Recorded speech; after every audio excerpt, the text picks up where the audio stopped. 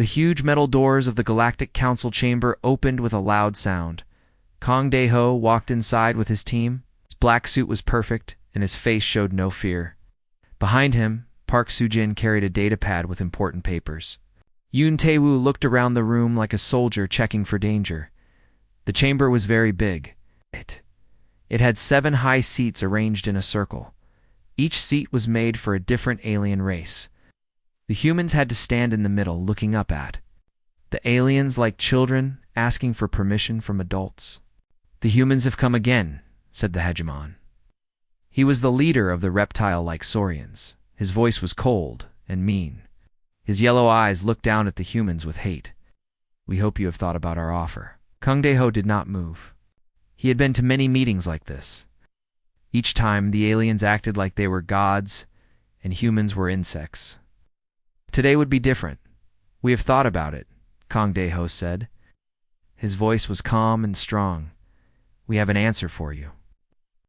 Archon spoke next.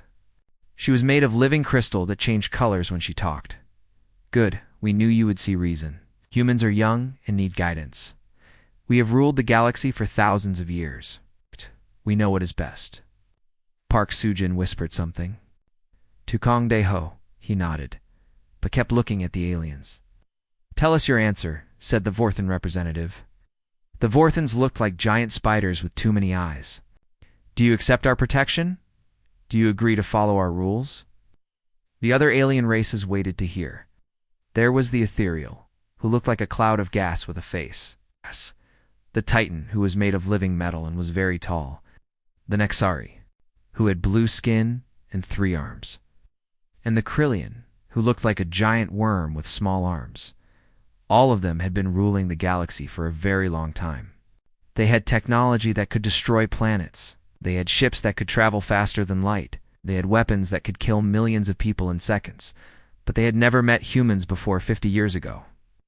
When humans first came to space, the aliens were surprised. Humans were different from other new races. Most new races were afraid and asked to join the galaxy as servants. Humans asked to join as equals. This made the aliens angry. How could these new creatures think they were equal to the great races of the galaxy? The aliens decided to teach humans a lesson. For 50 years, the aliens had been testing humans. They gave them small amounts of technology, but not the best stuff. They let humans trade, but only for things the aliens did not want. They let humans have some planets, but only the bad ones that nobody else wanted. The aliens thought this would make humans grateful. They thought humans would beg to become their servants, but humans did not beg. They kept asking for equal treatment. "We are waiting," said the hegemon. His claws made scratching sounds on his chair. "What is your answer?" Kong Dae-ho took a deep breath. He had been a soldier before becoming a diplomat. He knew what it felt like to face an enemy who thought they were stronger. But he also knew that the strongest enemy could be beaten if you were smart. "We have listened to your offer," he said. "You want us to become your servants. You want us to give up our freedom. You want us to follow your rules. Without question, you promise to protect us if we do this." "That is correct," said the Archon. Her crystal body turned bright red. "We offer you safety and guidance. All you must do is accept that we are your superiors." "And if we refuse?" asked Park Soo-jin. The aliens looked at each other. Some of them made sounds that might have been laughter. "If you refuse," said the ethereal, "you will be alone. No trade with other races. No technology sharing. No protection from pirates or hostile forces. You will be cut off from the galaxy. You will discover that space is dangerous for those who walk alone," added the Titan. His metal voice was like thunder. "Many races have tried to be independent. They are all gone now." Yoon Tae-woo stepped forward. Looked like just a trade representative, but his eyes were sharp like a hunter. "What happened to those races?" he asked. "They learned that the galaxy is not kind to the weak," said the Krillian. "Some were destroyed by pirates. Some were conquered by other races. Some simply disappeared. We tried to help them, but they would not listen." The Nexari spoke with her 3 voices at the same time. "We do not want this to happen to humans. You are interesting creatures. You have potential, but you must learn your place. Kong Dae-ho, looked at each alien race. He remembered studying them for years. He knew their strengths and their weaknesses. He knew their history and their fears. Most importantly, he knew they were making a big mistake. "We understand your offer," he said. "We also understand the consequences of refusing." "Then you will accept?" asked the hegemon. "No," said Kangde-Ho. The word hung in the air like a bomb waiting to explode. The aliens could not believe what they heard. No race had ever refused their offer. No race had ever been so stupid. "You refuse?" said the Archon. Her crystal body turned dark purple. "You choose isolation over our protection?" "We choose freedom over slavery," said Park Soo-jin. "We choose dignity over safety." The Vorthon made a sound like an angry cat. "You do not understand what you are doing. You are choosing death." "Maybe," said Kang-de-ho, "but we are choosing it as free beings." He reached into his jacket and pulled out a formal document. "This is our official withdrawal from all peace negotiations. We are also leaving all galactic treaties and agreements. From this day forward, humanity will have no official contact with the Galactic Council." The aliens were shocked. They had never seen anything like this before. Usually when they made threats, other races became afraid and agreed to anything. "You cannot do this," said the ethereal. "You need us. Without our technology, you will fall behind. Without our protection, you will be destroyed." "We will see," said Yuante-Wu.Kong. Deho placed the document on the floor in front of the alien seats. "This is our final answer. We will not be your servants. We will not accept your protection. We will not follow your rules." "You are making a terrible mistake," said the Titan. "When you come crawling back to us, begging for help, we may not be so generous." "We will not come crawling back," said Park Soo-jin. The three humans turned and walked toward the door. Behind them, the aliens were talking loudly to each other. Some were angry. Some were confused. Some were already planning how to punish the humans. As the doors closed behind them, Kang-de-ho heard the hegemon say, "Let them go. In 1 year, they will return. In 1 year, they will beg us to save them. Then we will show them what happens to those who refuse our generosity." The aliens laughed. They thought they had one. They thought the humans would learn their lesson the hard way. They had no idea what was coming. 3 years had passed since the humans walked out of the Galactic Council. The aliens were happy. They had not heard anything from human space. No messages, no trade requests, no calls for help. "I told you they would learn," said the hegemon. To the other council members, "Humans are weak. They cannot survive without us." The Archon's crystal body glowed with satisfaction. "Their colonies are probably failing. People are probably starving. Soon they will come back and beg us to help them." But the aliens did not know what was really happening in human space. They thought humans were struggling and afraid. They were very wrong.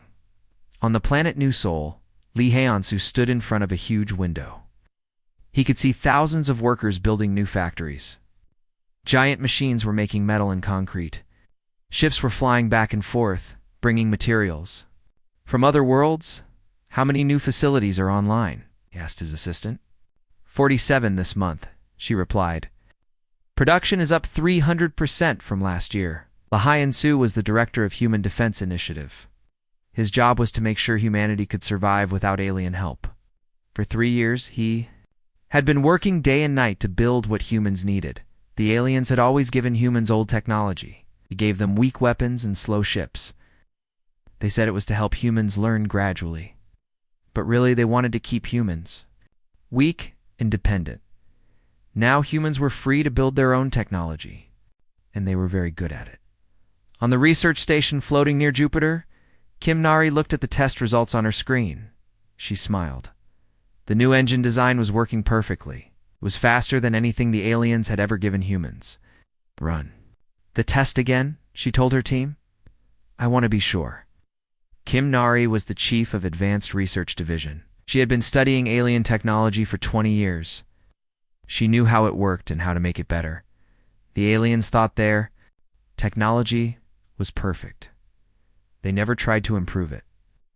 They used the same designs for thousands of years. But humans were different. Humans always wanted to make things better. The test is complete, said one of her scientists. The engine is 40% more efficient than the alien version. Good, said Kimnari. Now let's see if we can make it 50% better.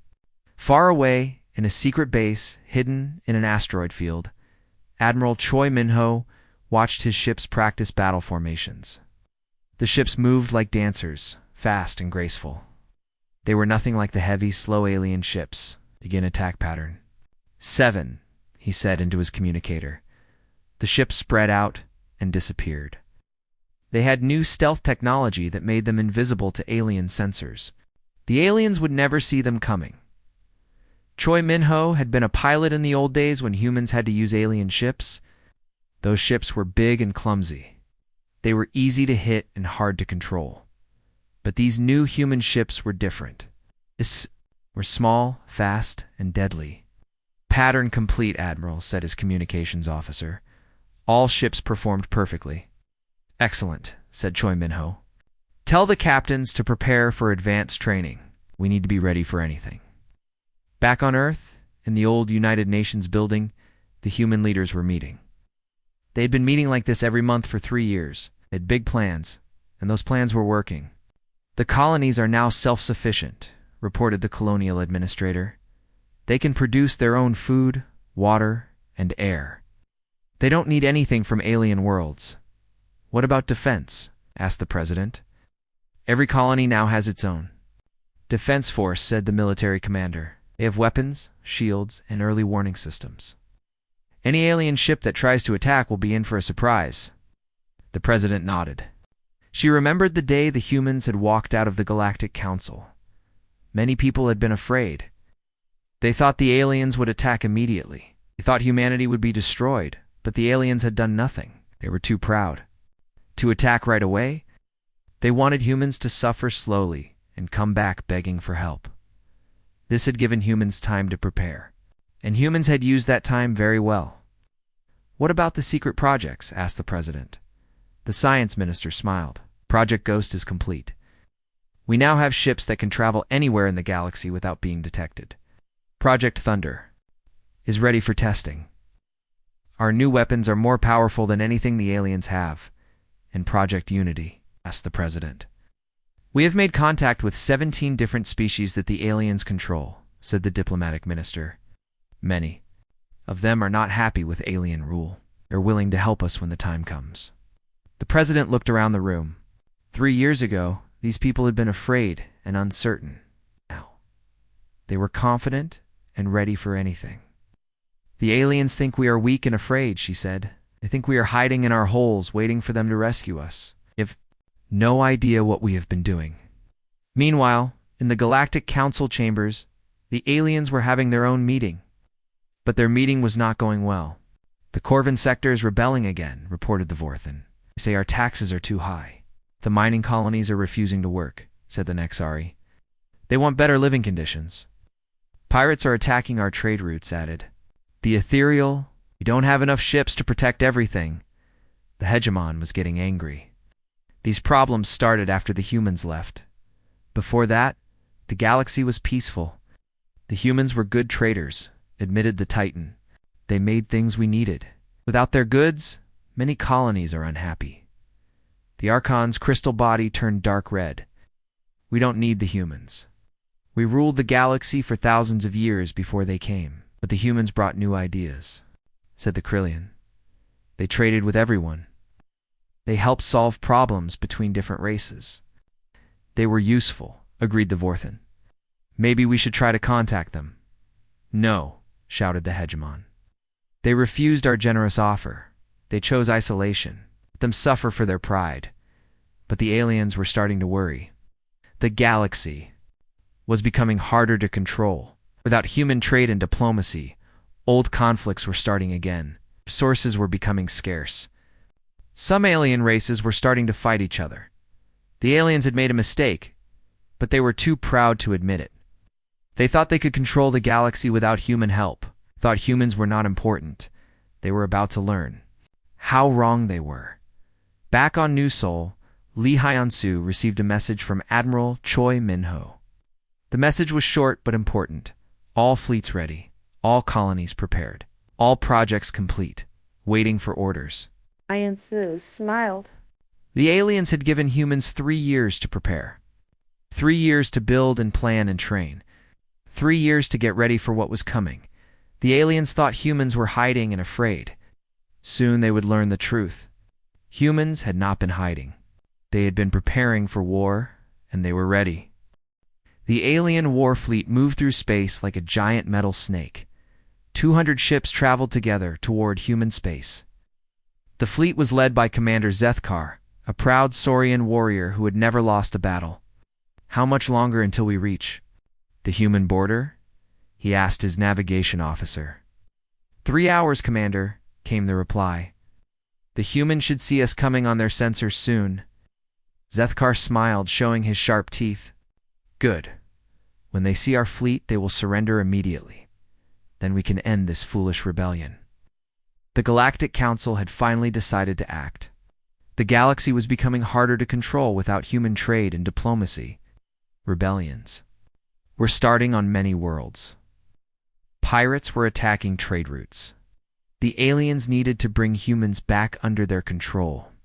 Sir, said the communications officer, we are receiving a message from the human border station. Put it on the main screen, ordered Zethkar.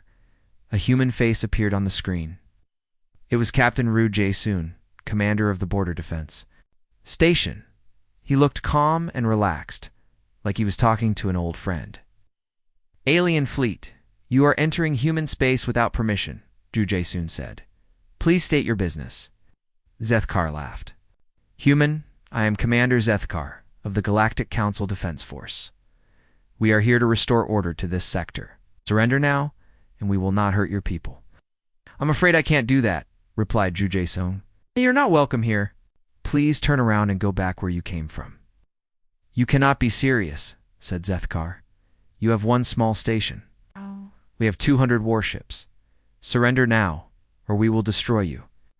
We don't want to fight, said Ru Jae-soon. But we will defend ourselves if we must. Zethkar cut off the communication. Foolish humans.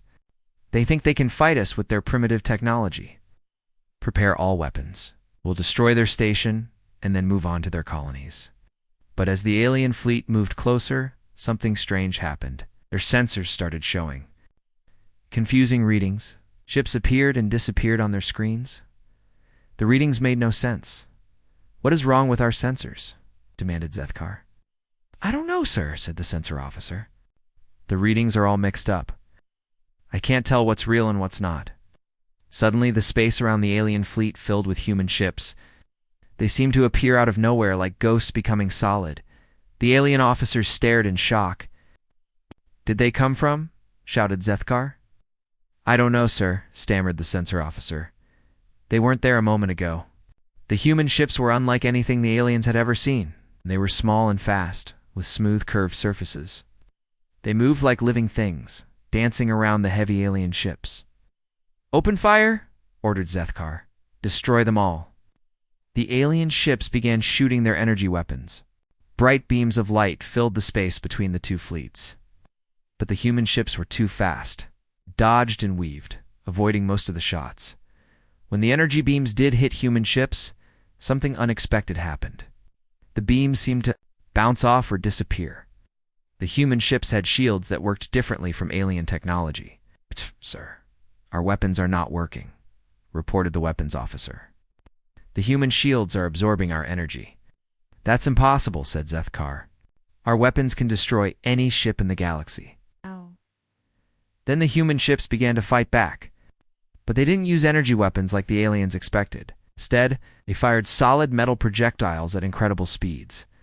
The first alien ship hit by these weapons was destroyed instantly. The metal projectiles punched through the ship's energy shields like they weren't there. The ship exploded in a ball of fire. What kind of weapons are those? Asked Zethkar in shock. They're using kinetic weapons, sir, said the science officer. Solid metal moving at very high speeds. Our shields are designed to stop energy weapons, not solid objects. More human ships joined the battle. They came from all directions surrounding the alien fleet. The aliens realized they were trapped. Captain Ru Jae-sung's ship, the Defiance, led the human attack. Shin Young-ji, his tactical officer, coordinated the battle from the bridge. All ships, execute attack pattern Delta, she ordered. Their engines and weapons systems, the human ships moved like they were dancing. They worked together perfectly, like they could read each other's minds. Some ships attacked from the front, while others hit from behind. Some ships stayed invisible, until the last moment before striking. Their coordination is perfect, said Hwang Seokujin, the ship's engineer. It's like they're all controlled by one mind. It's because they are, said Ru Jae-sung. Our ships are connected by an advanced computer network. They can share information instantly and coordinate their attacks. The aliens had never seen anything like this. Their ships were designed to fight alone or in small groups.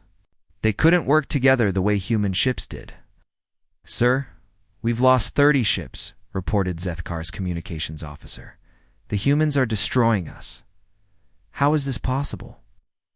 We have the best technology in the galaxy. We have the most powerful weapons. How can these primitives defeat us?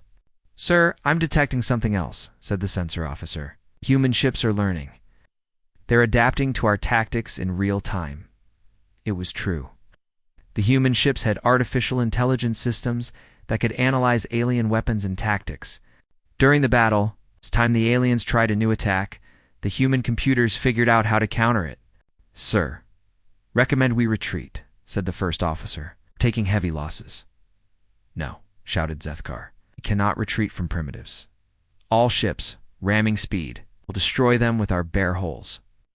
But even this desperate tactic failed. The human ships seemed to know what the aliens were planning before they did it. Oh. They moved out of the way at the last second, letting the alien ships crash into empty space. Sir, we've lost half our fleet, reported the communications officer. The remaining ships are badly damaged. Zethkar looked at the battle display. It showed the truth he didn't want to accept. The mighty alien fleet was being destroyed by ships they had thought were primitive and weak. Sir, incoming message from the human commander, said the communications officer. Ju Jae-sung's face appeared on the screen again. He still looked calm and relaxed, like the battle was just a training exercise. Commander Zethkar, you have fought. Bravely, he said, but you are defeated. Surrender now, and we will allow your surviving ships to return home. Never, snarled Zethkar. The Galactic Council does not surrender to primitives. Very well, said Ju Jae-sung. But know this, we tried to avoid this fight. We gave you every chance to leave peacefully. What happens next is your choice. Human ships began their final attack. They moved like lightning, striking the remaining alien ships with deadly precision.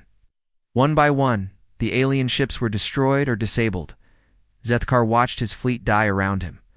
His own ship was badly damaged. Systems were failing. His crew was injured or dead. Sir, life support is failing, reported his engineer. We need to evacuate, no, said Zethkar quietly. I will not run from humans. But his first officer had other ideas. He stunned Zethkar with a shock weapon and ordered the crew to abandon. Ship, all hands. This is the first officer, he announced. Abandon ship immediately. This is not a drill. The surviving alien crews escaped in small pods. They watched as their mighty warships were destroyed by the small, fast human vessels. Later, as the alien survivors were picked up by a rescue ship, they tried to explain what had happened. But their reports seemed impossible to believe. Humans have advanced technology, they said. Their ships are invisible.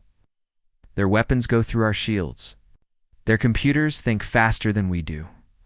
Impossible, said the council members who heard these reports. Humans are primitive. They must have gotten help from someone else. But deep down, the aliens were beginning to worry. If the reports were true, if humans really had become this powerful, then the galaxy was about to change forever. The age of alien dominance was ending. The age of humanity was about to begin. The emergency meeting of the Galactic Council was the most heated in thousands of years.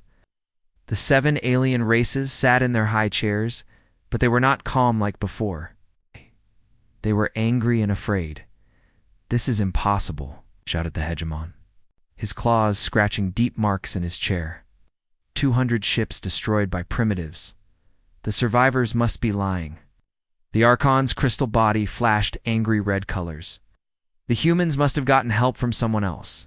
Could not have developed such technology alone. From whom? Asked the ethereal. We control all the advanced races in the galaxy. Who could have helped them? The Vorthan clicked his mandibles nervously. Maybe the humans are not as primitive as we thought. Silence, roared the Titan. We'll not listen to such weakness. The humans got lucky, that's all. We will send a bigger fleet and crush them completely. The Nexari spoke with all three of her voices at once. The survivors said human weapons went through our shields. They said human ships were invisible. They said human computers learned during the battle. Lies and excuses, said the Krillian. Cowards always make up stories to explain their failures. But the council members were more worried than they wanted to admit. For the first time in thousands of years, one of their fleets had been completely destroyed, and it was destroyed by a race they thought was weak and helpless. We must act quickly, said the hegemon. We'll gather the largest fleet in galactic history. We'll bring ships from every member race. We'll show the humans what happens when they defy us. How many ships? Asked the Archon. 5,000, replied the hegemon. No race in the galaxy has ever faced such a force. The humans will surrender when they see it coming. The other council members agreed. 5,000 ships would be enough to destroy any enemy. Humans would have no choice but to surrender. But what the aliens didn't know was that humans were already preparing for this. In a secret command center on Earth, Supreme Commander Oh Dong-wook was meeting with his top officers. Our intelligence networks confirm it, said Zhang Haijin, the director of intelligence. The aliens are gathering the largest fleet in galactic history, 5,000 ships from all 7 races. When will they arrive? Asked Oh Dong-wook. 6 months, replied Zhang Haijin. Maybe less if they hurry. Oh Dong-wook nodded. He was a quiet man who had spent his life studying war. He knew that the aliens would come with everything they had. But he also knew that humans were ready for them. Begin Operation Sunrise, he ordered. All hidden bases are to activate immediately. All sleeper agents are to begin their missions. It's time to show the galaxy what humans can really do. Across the galaxy, things began to happen that the aliens did not expect. On the planet Kepler-7, a mining colony suddenly stopped sending ore to the alien homeworlds. The alien governors tried to contact the colony, but got no response. When an alien patrol ship arrived to investigate, they found something shocking. The human workers had not rebelled. Instead, they had been rescued by human ships that seemed to appear from nowhere. This is impossible, said the alien captain. There are no human bases in this sector. Where did these ships come from? But the truth was that humans had been secretly building bases throughout the galaxy for years. During the 3 years of isolation, human ships had been exploring and colonizing worlds that the aliens thought were empty. On the trade station Nexus 12, alien merchants were surprised when their computer systems suddenly stopped working. All their data was corrupted. Their communications were cut off. Their ships couldn't start their engines. What's happening? They asked each other. The answer came from Bei Seung-min, who walked into the main trading hall with a team of human soldiers. He had been working as a simple merchant on the station for 2 years. The aliens had never suspected he was really a human special forces officer. Attention all beings, he announced. This station is now under human control. Anyone who cooperates will be treated fairly. Anyone who resists will be arrested. The aliens couldn't believe it. How had humans gotten inside their most secure facilities? How had they learned to hack alien computer systems? The answer was simple. Humans had been studying alien technology for years. They had learned how it worked and how to defeat it. More importantly, they had learned how to use alien prejudice against them. The aliens had always thought humans were stupid and primitive. They'd never bothered to check if the human workers and merchants in their territories were really just workers and merchants. They never imagined that some of them might be soldiers and spies. Similar scenes were happening across the galaxy. Human agents who had been hiding for years suddenly revealed themselves. They took control of important facilities. They freed enslaved races. They disrupted alien communications and supply lines. Sir, We're getting reports from all over the galaxy, reported Zhang Haijin to Dongwook. Our people are in position. The aliens are completely confused. Good, said Dongwook. Now begin phase 2. It's time to show them what we learned about their psychology. The next part of the human plan was even more clever. Humans began sending messages to the different alien races. But these were not the same messages to everyone. Each race got different information.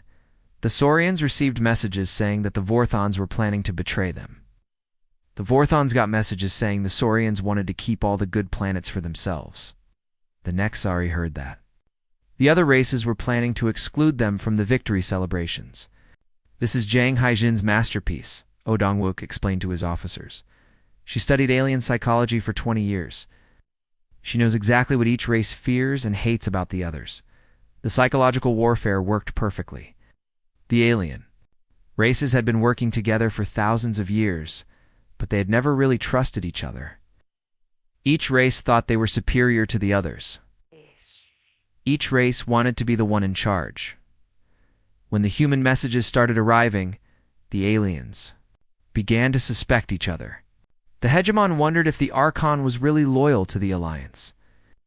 The Titan suspected the Ethereal of making secret deals with humans. The Krillian thought the Nexari were planning to steal the best human colonies for themselves. Is something Is wrong, said the Vorthon during another council meeting.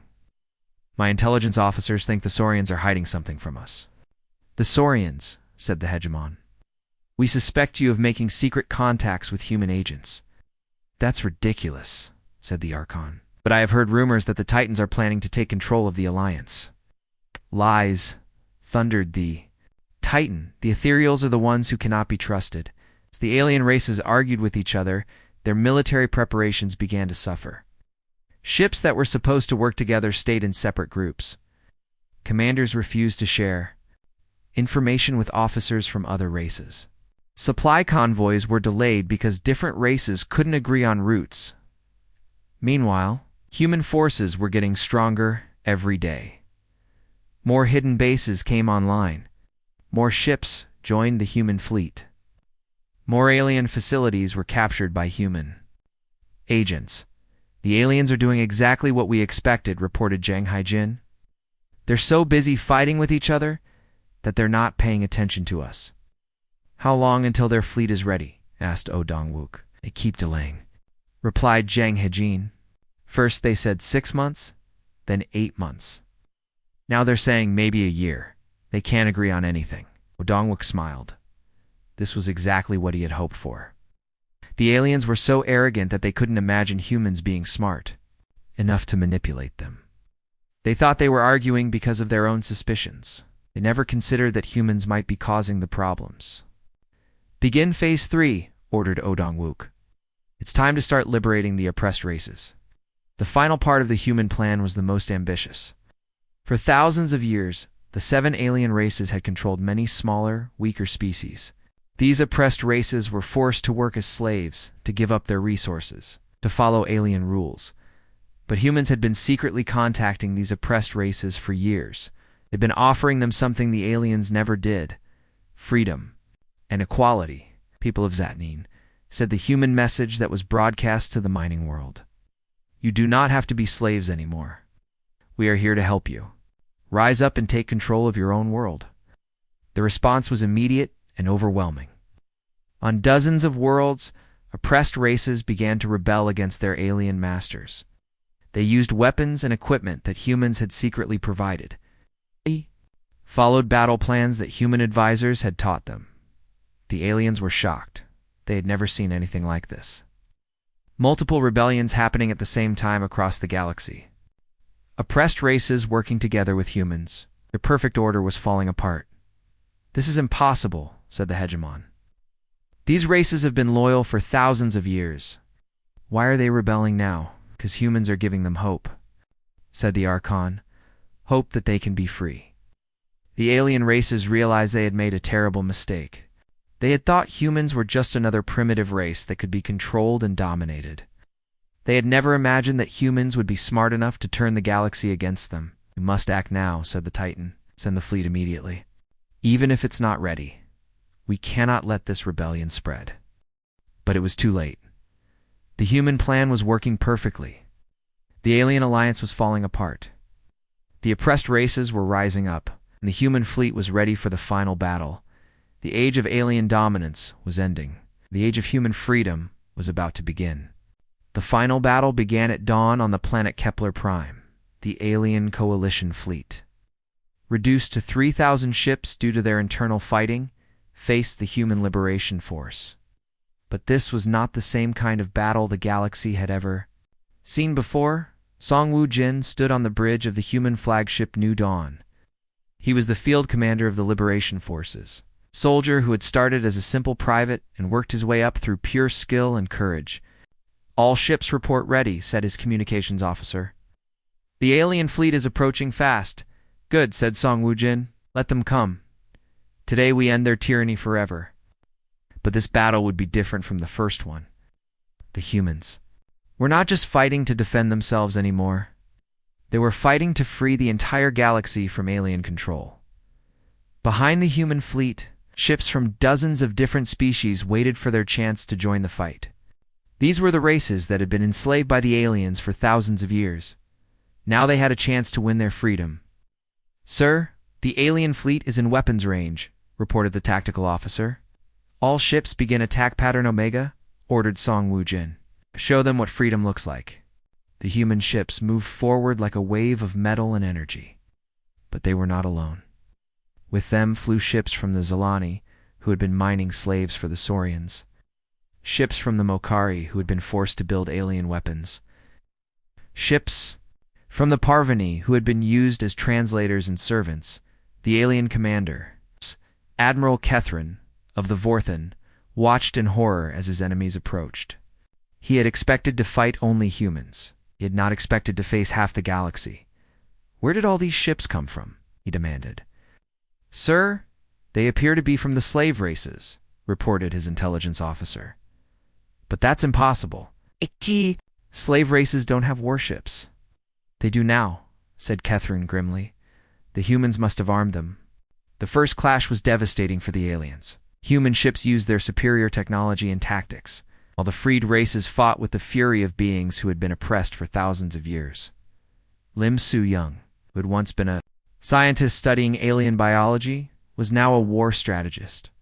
She had learned that each alien race had specific weaknesses that could be exploited in battle. "Target the Saurian command ships first," she ordered from her position on the tactical coordination vessel. "Their rigid hierarchy means they cannot function without central command. Focus fire on the Vorthan engine sections," she continued. "Their ships are fast but fragile. Disable their speed and they become sitting targets. The Titans rely on their heavy armor," she said. "Use the kinetic weapons to punch through their defenses." The human forces had studied every alien race for years. They knew exactly how each species thought, how they fought, and how they could be defeated. On Kyung-ho led the elite Ghost Squadron in their advanced fighter craft. These small ships could move faster than anything the aliens had ever seen. They could appear and disappear like spirits on the battlefield. "Ghost leader to all Ghost units," he said into his communicator. "Target the alien communication arrays. Cut off their ability to coordinate." Ghost Squadron ships darted between the massive alien warships like insects around sleeping giants. Their weapons were small but precise. They struck exactly where they needed to hit to cause maximum damage. "Direct hit on the Archon flagship," reported Ghost 3. "Their communication system is down." "Vorthan command ship has lost engine control," added Ghost 7. "They're drifting." The aliens tried to respond to these attacks, but they're massive. Weapons were too slow to target the small human fighters. It was like trying to swat flies with a giant hammer. But the humans had another surprise for the aliens. They had learned how to use the aliens' own psychology against them in battle. "Tension alien fleet, Song Woo-jin, broadcast on all frequencies. The Saurians are retreating. They're abandoning their allies to save themselves." This message was not true, but it didn't need to be. The alien races had been suspicious of each other for months. When they heard this message during the stress of battle, they began to believe it. "The Saurians are pulling back," reported a Vorthan captain to his admiral. "Are they retreating or repositioning?" asked Admiral Kethrin.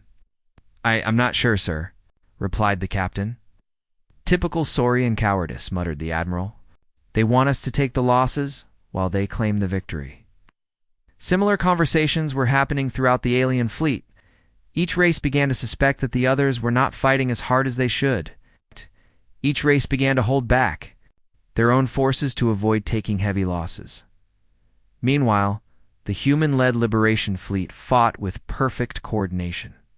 The humans shared all their information with their allies. They supported each other in battle. They made sure that no ship fought alone. The aliens are confused, reported Lim Su-young to Song Woo-jin. Their formation is falling apart. Some ships are attacking, some are defending, and some are just sitting there. Perfect, said Song Woo-jin. Begin the final phase. All Liberation forces advance to maximum engagement. The human ships and their allies surged forward. They had been holding back some of their strength, waiting for this moment. Now they showed the aliens what they could really do. The alien fleet began to collapse. Ships that should have been working together were fighting separately.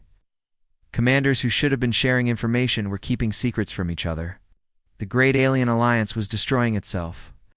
Sir, the Titan ships are falling back, reported the Vorthon communications officer. What? Why? Demanded Admiral Kethrin. They say they're taking too many losses. They want to preserve their fleet for ... future operations.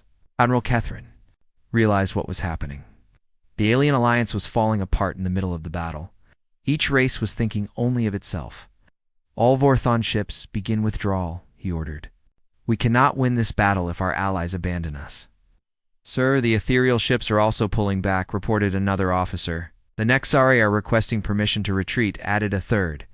One by one, the alien races began to abandon the battle. Each race thought the others were betraying them. Each race decided to save their own ships, rather than fight for the alliance. Soon, only the Saurian ships were still fighting. The Hegemon's personal flagship was surrounded by human and Liberation forces. This is Admiral Hegemon Vextar of the Saurian Empire, came a broadcast from the alien flagship.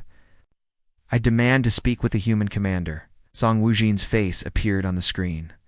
He looked calm and confident, like a teacher speaking to a difficult student. I am Field Commander Song Woo-jin, he said. What do you want to say? Your victory today is meaningless, snarled the Hegemon.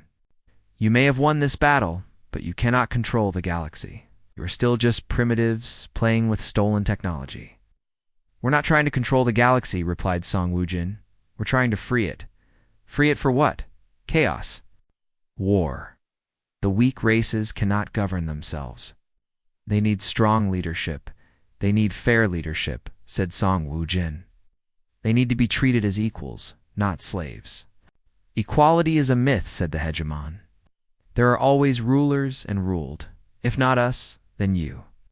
You will become what you hate. Song Woo-jin was quiet for a moment. Then he spoke again, his voice soft but firm. Maybe you're right, he said. Maybe we will become what we hate. But today, we're something different. Today we're liberators. That's enough. The Hegemon's flagship was surrounded and disabled. The great alien fleet was scattered and defeated. The Liberation forces had won a complete victory. But Song Woo-jin knew the real work was just beginning. Winning the war was only the first step. Building a better galaxy would be much harder. All ships, cease fire, he ordered. Begin rescue operations for alien survivors. And send messages to all worlds. The age of alien domination is over. The age of freedom has begun. Across the galaxy, beings who had been slaves for thousands of years heard those words and wept with joy. The impossible had happened. The great Alien empire had fallen, and humanity had kept its promise. They had not come as new conquerors. They had come as liberators. The galaxy would never be the same. 1 year after the Great Battle, the old Galactic Council chambers looked very different. The 7 high seats where alien rulers once sat were gone. In their place was a large round table where representatives from many different species could sit as equals. Park Ta-jion, the the first human galactic chancellor, walked into the chamber for the morning session. He was not a tall man, and he did not wear fancy clothes like the old alien rulers. He looked like what he was, a teacher who had spent his life helping people learn to work together. "Good morning, everyone," he said to the assembled representatives. "Let's begin today's session." Around the table sat beings from dozens of different worlds. There were humans, of course, but also Zalani, with their blue skin and gentle eyes, Akari with their forearms and brilliant minds, Pervani with their translator abilities. Even some aliens from the old ruling races sat at the table, though. Now they were just representatives like everyone else. "First item today," said Ko Yanwu, the ambassador to the Reformed Council, "is the petition from the Saurian worlds. They want to join the Galactic Federation." A murmur went through the chamber. The Saurians had been the most arrogant of the old ruling races. Many people found it hard to believe they wanted to join the new system. "Let them speak," said Park Taejin. "Everyone deserves a chance to be heard." The Saurian representative stood up. He was much smaller than the old hegemon, and his voice was humble instead of commanding. "Honorable Chancellor, fellow representatives," he began, "my people have learned. From our mistakes, we spent thousands of years thinking we were better than everyone else. We were wrong. We want to join the Federation as equals, not as rulers." "What proof do you offer?" asked a Zalani representative. "Do your people enslaved mine for 3,000 years? Why should we trust you now?" The Saurian bowed his head. "We offer no excuses for our past actions. We can only promise to do better. In the future, we have released all slaves on our worlds. We have given up our weapons of mass destruction. We have opened our planets to inspection by Federation teams." Park Taejin looked around the table. "What does everyone think?" That followed was long and sometimes heated. Some representatives wanted to punish the Saurians for their past crimes. Others believed in giving them a chance to change. "Revenge will not bring back those who died," said an old Makari representative. "But forgiveness might prevent future deaths. The humans could have destroyed us all after they won," added a Vorthan representative. "Instead, they offered us a chance to be better. Should we not offer the same chance to others?" Finally, they voted. The Saurians were accepted into the Federation, but they would start as junior members. They would have to prove themselves before gaining full voting rights. The Saurian representative had tears in his eyes. "Thank you," he said. "We will not disappoint you." After the session, Park Taejon walked through the corridors of the station with Nam Ji-hoon, the director of interspecies relations. They passed windows that showed the space around the station. Ships from many different worlds moved peacefully in and out of the docks. "Do you think we made the right choice?" asked Nam Ji-hoon. "I don't know," admitted Park Taejon, "but I know that revenge never built anything good. Our job is not to punish the past, but to build a better future." They stopped at a large window that showed the planet below. It was a world that had once been an alien slave colony. Now it was free, and its people were rebuilding their cities. "Look at that," said Park Taejon, pointing to the planet. "1 year ago, the people down there were slaves. Now they're citizens. Their children are going to school. They're artists, are creating beautiful things. Scientists are making discoveries. The Federation is working," agreed Nam Ji-hoon. "But there are still problems," it was true. The new galactic government was not perfect. Some worlds still had conflicts with their neighbors. Some groups wanted more independence. Some individuals missed the old days when their race was in charge, but these problems were being solved with words instead of weapons. The Federation had courts to settle disputes. It had peacekeepers to stop violence. Most importantly, it had representatives from every member world working together to find solutions. Chancellor said in aid, approaching them, "You have a visitor. Admiral Song Woo-jin is here to see you." Park Taejon smiled. Song Woo-jin had been the hero of the Liberation War. Now he was in charge of the Federation military forces. He spent most of his time making sure that former enemies learned to work together. "Send him in," said Park Tae-jun. Song Woo-jin entered the room. He looked tired but happy. He had just returned from a mission to help settle a dispute between two worlds that had been fighting over mining rights. "How did it go?" asked Park Taejon. "Better than expected," replied Song Woo-jin.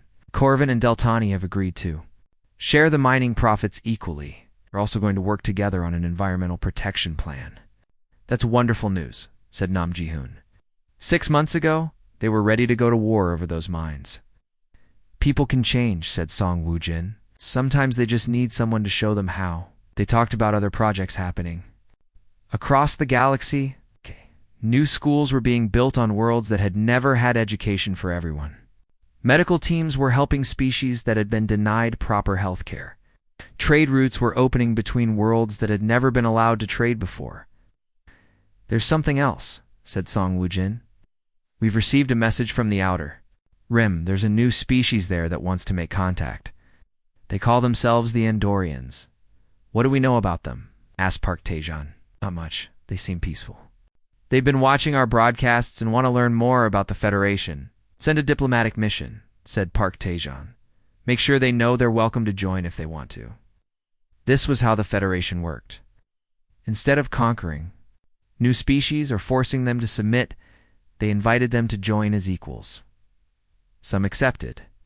Some preferred to stay independent but maintain friendly relations. Both choices were respected. As the day ended, Park Tae-jan returned to his modest apartment. It was much smaller than the palaces where alien rulers used to live, but it was enough for him. He looked out his window at the stars. It's somewhere out. Their children who had been born as slaves were now free. Artists who had been forbidden to create were now making beautiful things. Scientists who had been forced to work on weapons were now finding cures for diseases. The galaxy was still not perfect. It probably never would be. But it was better than it had been. And every day, it was getting a little bit better. There was a knock at his door. When he opened it, he found a group of young beings from different species. They were students at the new Galactic University. Chancellor Park, said a young human girl, we wanted to thank you. Thank me for what? He asked. For showing us that different species can work together, said a young Zalani boy. For proving that peace is possible, added a young Makari girl. For giving us hope, said a young Saurian boy. Park Tae-jan looked at these children, the human and the Saurian, were standing side by side, talking like friends. Their grandparents had been enemies, but these children saw each other as equals.